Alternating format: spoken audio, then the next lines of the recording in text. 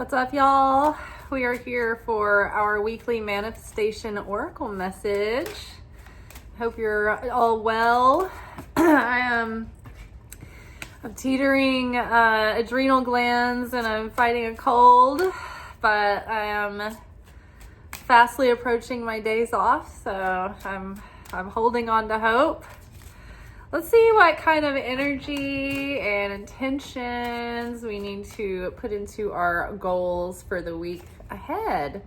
Ooh, altar priestess, preparation, prayer, sacred ritual. This is exactly what I have been doing and what I want to continue doing. I want to get deeper into the sacred ritual.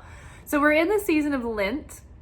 And the Islamic people are in the season of Ramadan and they're fasting, and I'm fasting for Lent, and then also preparing for Passover. And part of that involves like deep cleaning the house and deep cleaning your soul, and thinking about cords you want to cut and chains you want to break, and things that are holding you back that you want to elevate from or be free from or transcend or heal or repair. So this is also Pisces season, and Pisces season is a prime time to delve deep and to let yourself feel and stop overthinking your feelings, but feel your feelings and then observe them without judging them, but let them give you information. What are your feelings telling you?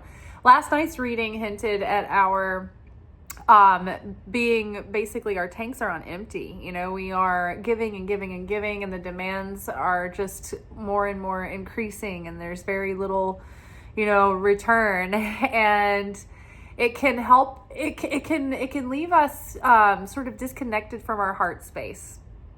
And if we do not take care to stay on top of that, then we get very disconnected from our heart, and we lose our spiritual generosity and our emotional generosity, and we become sour and salty and bitter. And it's always wild because I have noticed that like the Secret Teachings of Jesus episodes from the Gnostic Gospels on Saturday night always line up with the coming Torah portion of the week and the Zohar commentary. But I never know that until later on Sunday when I watch the lessons for the coming week from the Kabbalah Center. So I'm always like astounded by that. And then I'm also always astounded by the fact that no matter when I decide to like start watching The Chosen, or even the show The Promised Land that's about the Israelites, it's more of like a comedy. It's kind of in the style of The Office. Hilarious show. It's all on YouTube. You can check that out. But anyway, The Chosen, it's like every time I start rewatching that series, every time I watch an episode, it's like exactly the comfort or the lesson or the thing that I needed to hear for that day, or whatever they're talking about lines up with whatever we just talked about on the video. Because I usually watch The Chosen after, I make this video and I get my dinner and, do the shower and all that and wind down and I relax to The Chosen.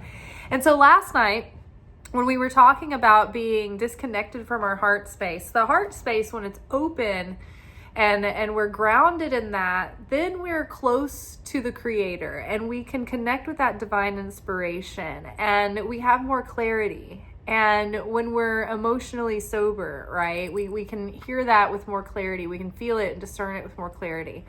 But when we are run ragged and we feel sour and bitter, and believe me, like I have spent the last hour with like steam coming out of my ears for a couple of reasons.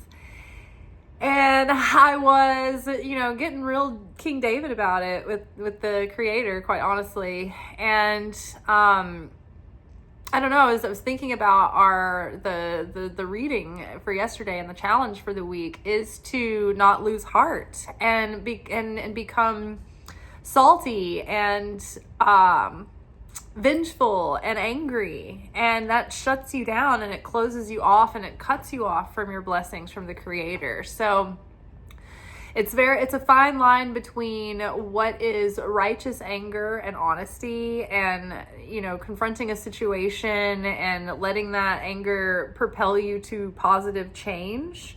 But it's also very easy to let that anger like contaminate your thoughts and cause you to take action in anger, or not from a place of free will or self-control or constructive motives, right? So this is the time of year where, you know, stuff that's lurking like that is kind of giving us, we're being given opportunities for that to be revealed. And so when it comes up, you know, I think it's good to just examine, okay, what within our control can we address? Can we change? Can we work towards repair or transformation or evolution and growth in that area? You know, and what is within the realm that's not in our control that we have to learn to accept or, you know, make peace with, right?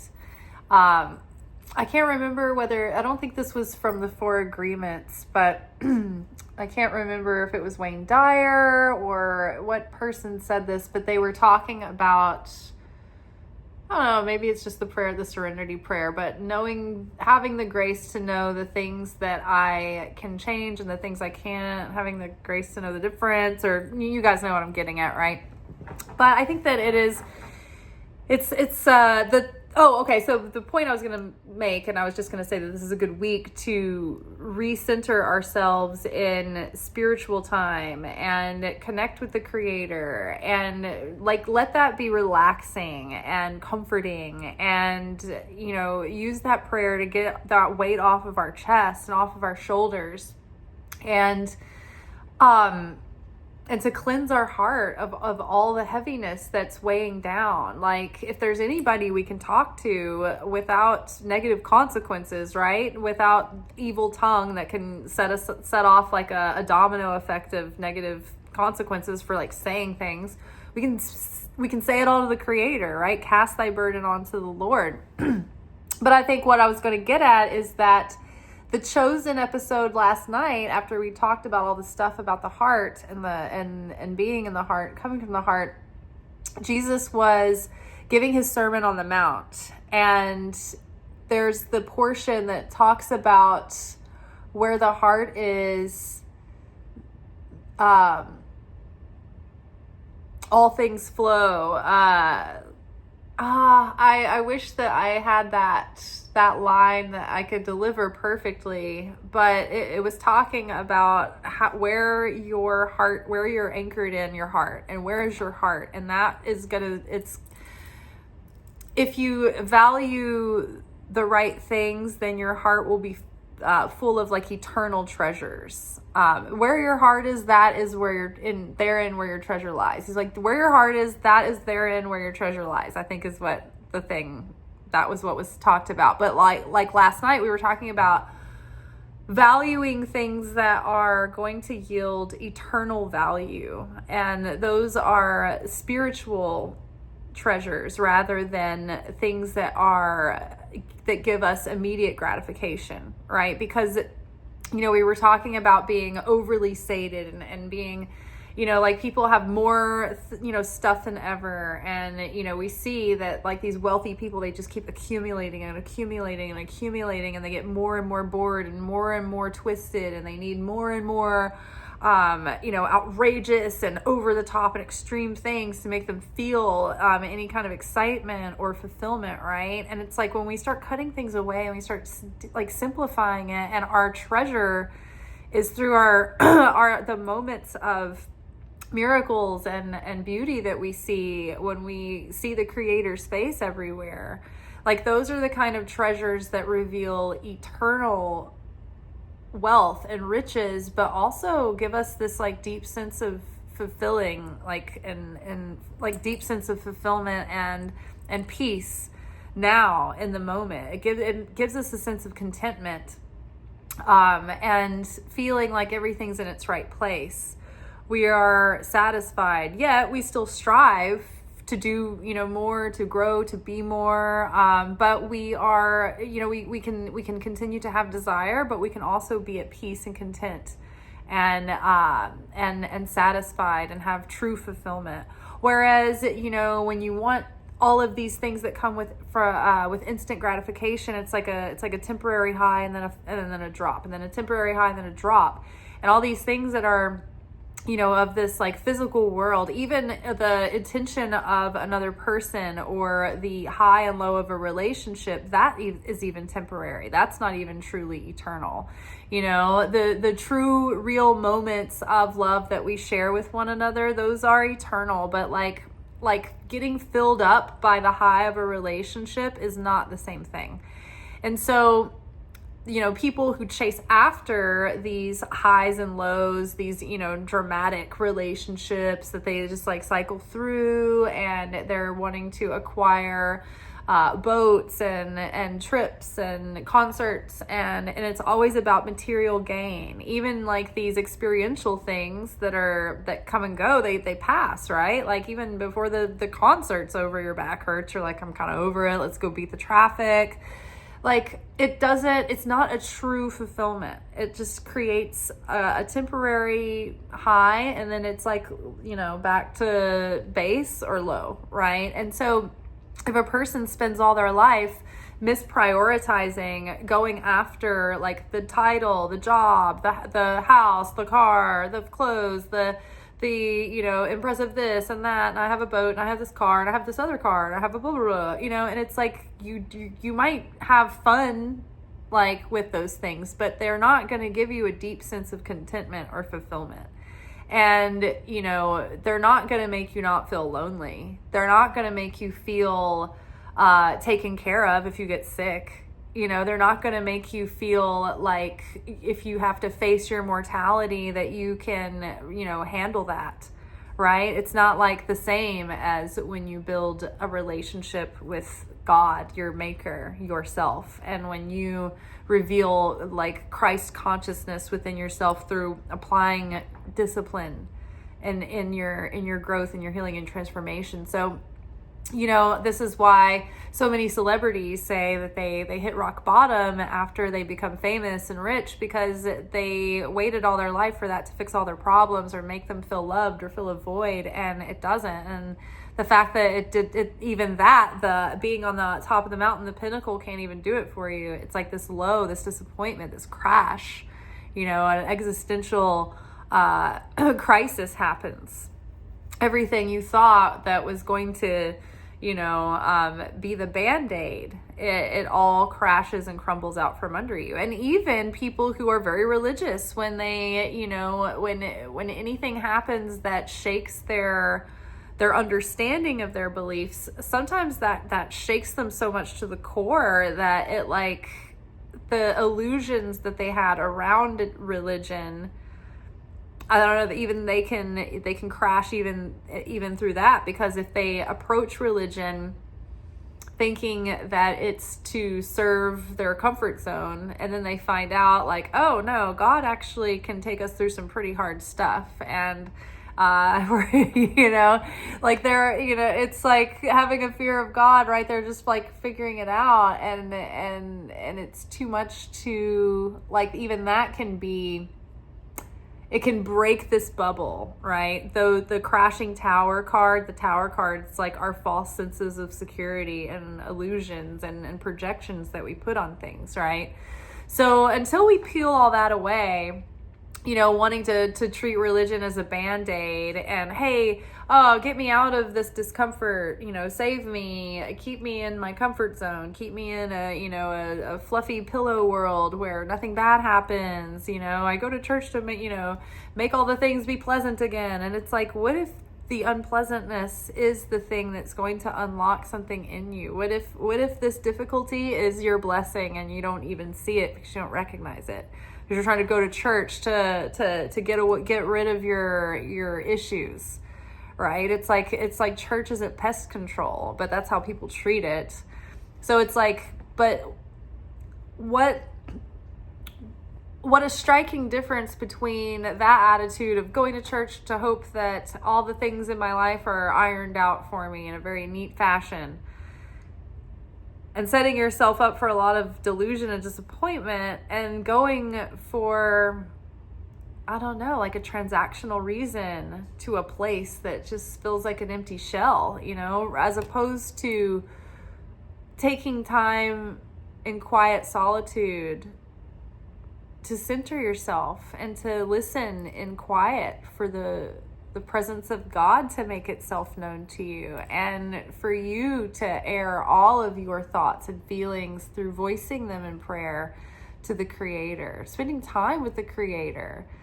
Think about the Creator as like being delighted to see you and spend time with you and get to know you better. Have you ever been in a relationship where you feel like you are at a point where you're making all the effort and you feel like the partner is like, doesn't appreciate you, and you're like wanting to go on a date to spend time together, and you want to talk, and they're like on the phone, they're like kind of annoyed, and they're distant, they're not even, it's like almost like a chore for them to be there, And I think that when we look at it that way, and we think of God as like someone, a presence that is excited to be with us and have quality time with us and create a deep, intimate connection, and then you think about how, I'll squeeze it in, it kind of gives you a different thought about it. And I think that the thing about being a mystic, and I think mystics generally are not people who are devoted and take on this yoke and this discipline because they feel any kind of fear or obligation or duty, but it's because they're the ones that want to be on that date with the Creator too. I relish in this time.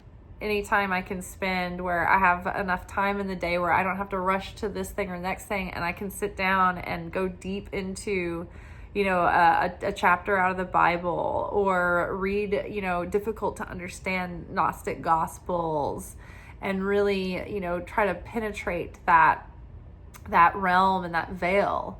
Even just spending time in quiet activities and letting, things come up and letting the Holy Spirit give me insight about my life, making a mundane task a sacred task, right?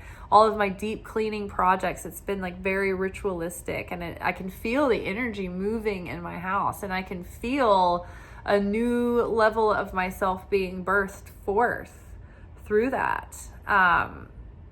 And I think it's just the intention that we bring to things, right? So I feel like giving ourselves some time this week to go deep, maybe do some journaling and some exercises, and help yourself, dive into the subconscious, dive into the insights that are coming forth lately, and maybe look at some of the challenges that you've been having.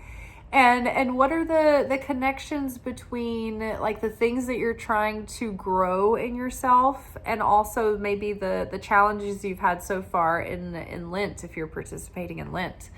I can tell you that the 2026 prediction series has journal work for every month and every quarter, like for the seasons, and then for the whole year's like 360 kind of overview. So I've been doing those myself, and I plan on doing February's tomorrow, but I got a ton out of the questions I've done so far, but those are in the description boxes underneath the video.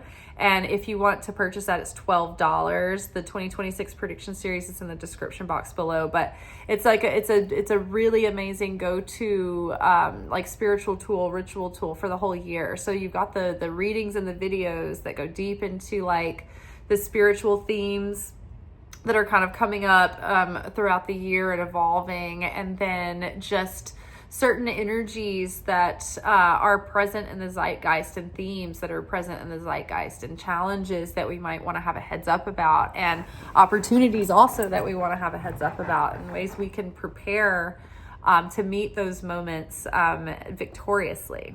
So it is an amazing, jam-packed workshop, probably 14 hours or so long. So it's definitely worth the $12. Plus you get the journal questions and journal work, that you can do. And it's not like too much. It's like, it's very thorough. It does a lot. And it's just like one kind of journal sesh a month.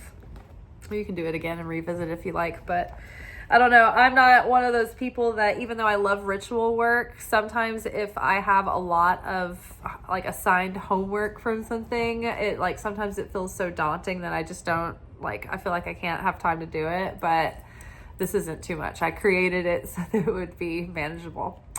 All right, so preparation, prayer, and sacred ritual. Now, we did start the Lunar New Year, so we are beginning the year of the Fire Horse. We're in the first week or two of that. But we still have the beginning of the elemental year coming. So this is sort of like still, we're kind of wrapping up the end of the elemental year. So even though it feels like we've been wrapping things up for quite a while now, still it's like last chance before the flight takes off for our new cycle.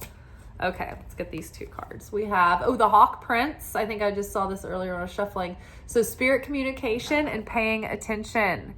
So I love this because that piggybacks right off of the preparation, prayer, and sacred ritual. So if we're putting ourselves in prayer and preparation and sacred ritual, what are we there for? We want spirit communication. We want that divine inspiration. We want that guidance, but we need to be paying attention. So we need to create the space for that. We need to create the inner landscape for that, to have like grounded inner peace happening right now, and be paying attention to our emotions and our thoughts and our attitudes and our perspectives.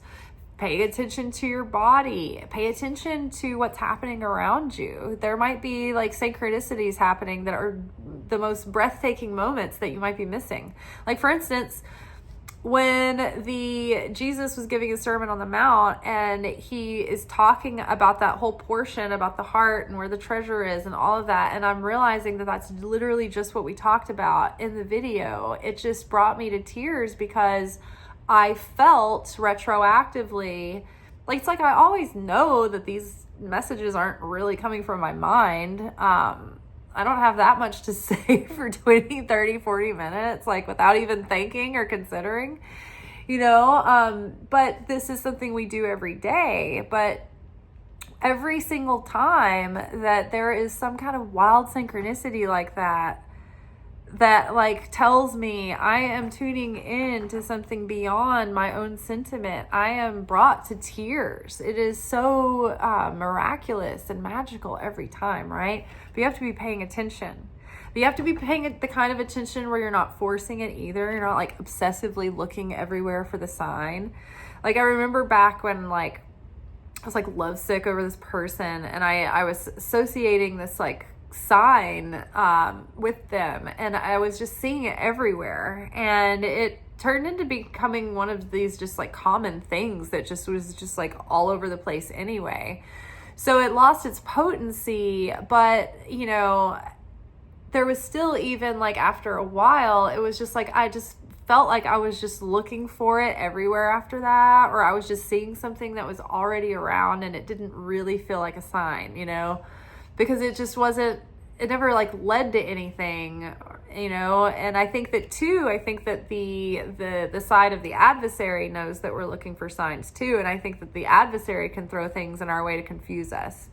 And so I think that they're like knowing now, after years of paying attention to signs and following them and having some that amount to something and some that don't, I feel that there's a different weight, there's a different feeling when I feel like, oh wow, I noticed a synchronicity and it was really sent by divine, rather than little tricks that lead me, off the path, right? Because there were other dudes later that I felt, the same kind of limerence towards, and I would get signs about them too, like crazy synchronicities that you can't even make up. And it was just like, like I was almost like lured into a booby trap, you know what I mean? So paying attention, but not like looking for something and making it mean something, right? And that also takes like rigorous self-discipline and honesty, you know, because sometimes when we want something to mean something, we can see it everywhere. And then it's just another reason for us to reinforce like the feeling justified and continuing to hang on to something that's not showing anything back to us, right?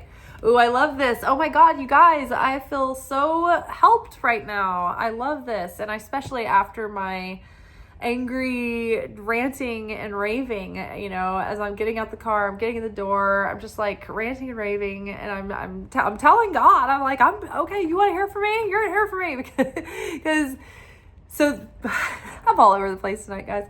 The winged wise ones, angelic help and miraculous aid. Okay, this is why I'm like, yay! You're like, what is the card? What is the card? It's angelic help and miraculous aid. So we're putting the call out. Hey, I am on empty. This is like code orange. Please come get me. I'm like clinging to the rock here.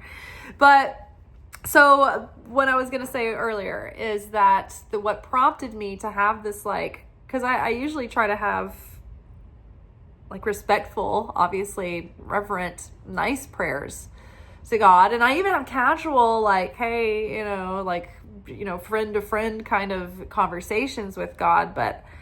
And sometimes I'm like heartbroken and I'm sad and I'm bewildered and I'm confused and I have those conversations with God, but I rarely pop off, you know, and go ghetto on God. And I did this evening because I follow this account. It's called St. Anthony's Tongue is this dude's like handle.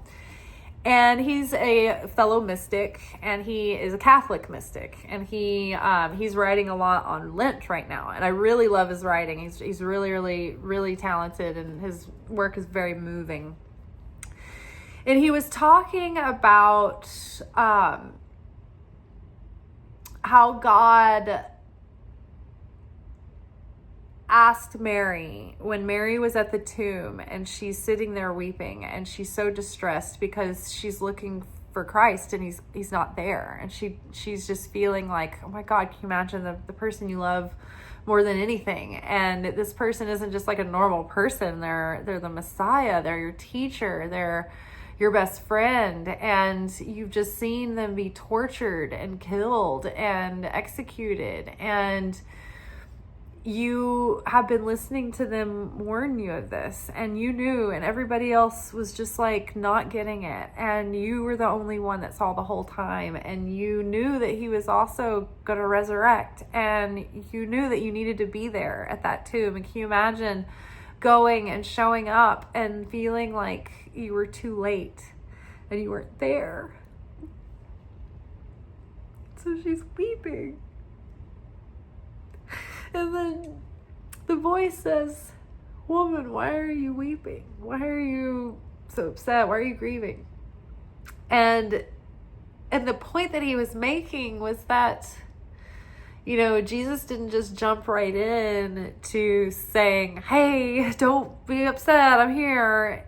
You know, he asked what's going on, what's wrong? Because he wanted her to express her grief. And then in the garden, he pointed out that God asks Adam, you know, and Eve, where are you? Why are you hiding? Not because he doesn't know, because he's omnipotent, but he's inviting them to communicate. Talk to me. What's wrong? Tell me what's heavy on your heart. Like a lover that really loved you would. They would want to know. Not just so they could rush in and fix it and solve their own discomfort, but because they want to share your burden. They want to see you, who you are. They want to experience and share your suffering with you. And that is what I felt, I can't remember. He brought up another one, like, I think it's from the Song of Songs when, the beloved is asking, to come out from the dove to come out from the cleft of the cliff, like come out of the rocks. Like, I want to hear your voice. Like, so I voiced,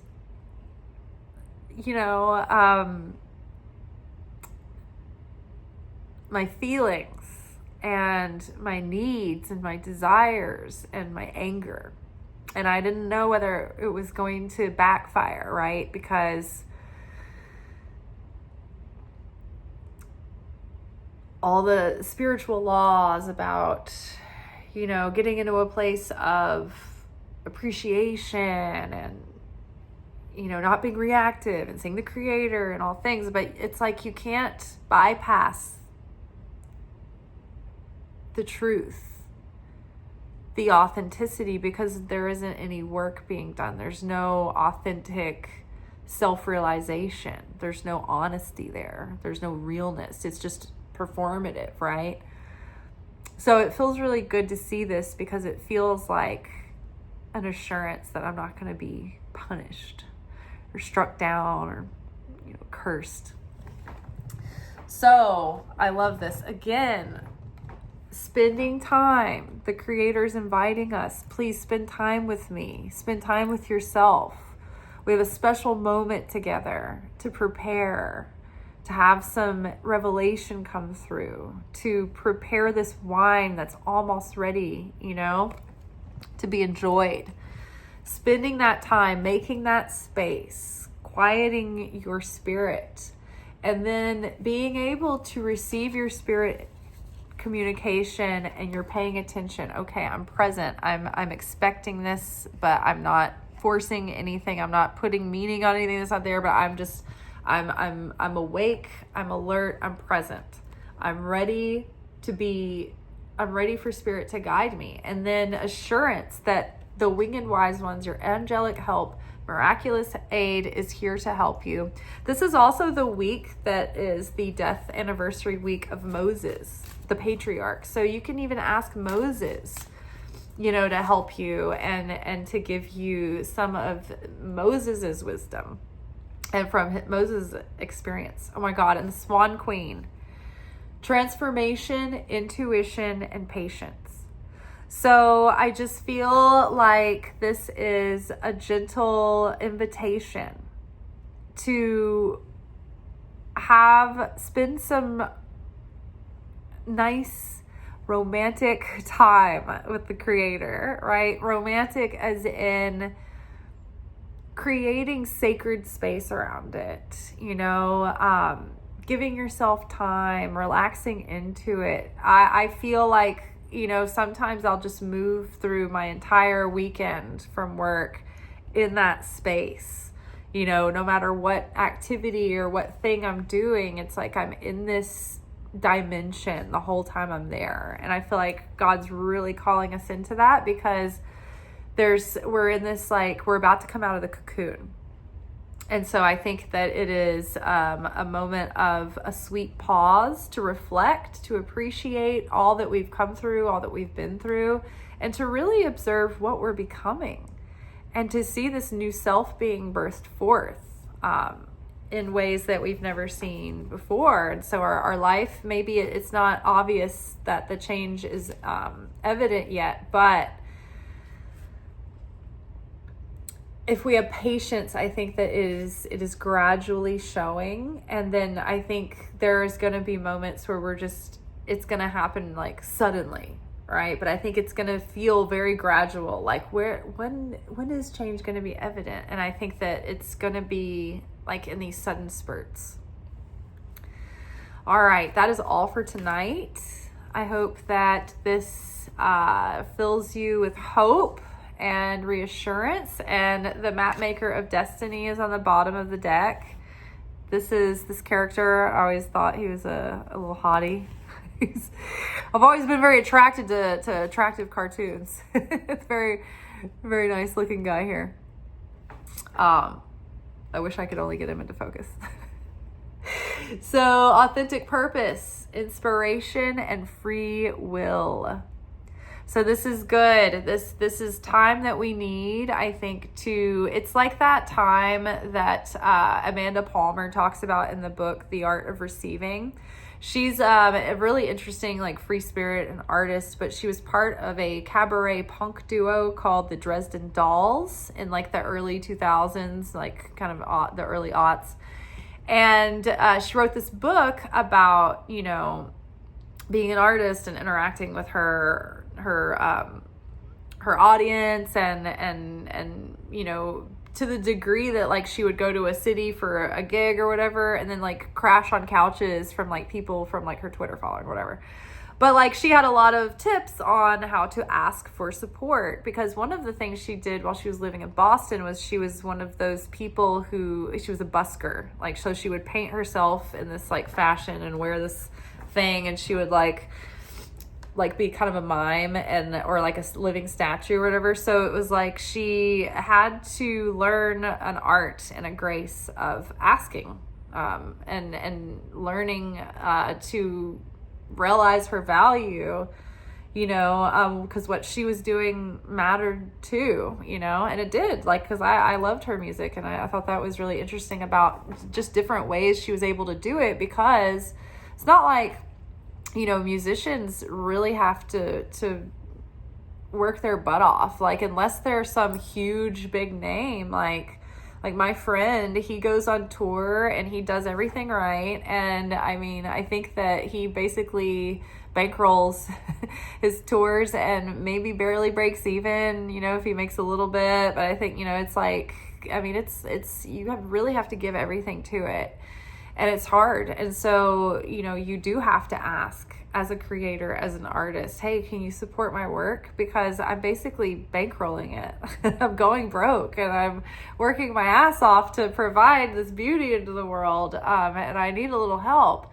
I need people to exchange value for value, But one of the things that she made a point was that even just asking for the time that we need to rest and feel like we can do that without feeling guilty about it.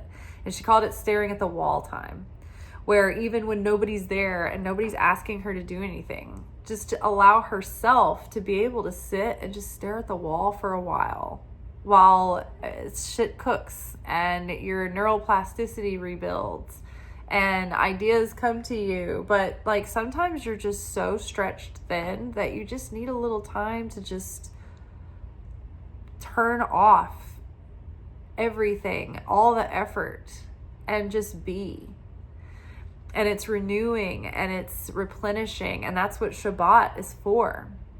So and that's one reason why I created my schedule so that I wouldn't work on Fridays, because I observe Shabbat. I don't like go full on like no electricity or no like technology or electronics or anything, but like I don't work. I do like I have a very intentional day or evening with like Kabbalah class, and I do, the blessing of the bread. And so I try to like spend some sacred time, and I try to, kind of let that carry over into Saturday morning as well. But anywho, just giving yourself time for sacred ritual and realizing that all of this is kind of like helping you get realigned and recalibrated and on the path of your authentic purpose. And it's to inspire you, but also to let you take enough space away from, like, slow down enough to where you're able to observe yourself and pause and not just go into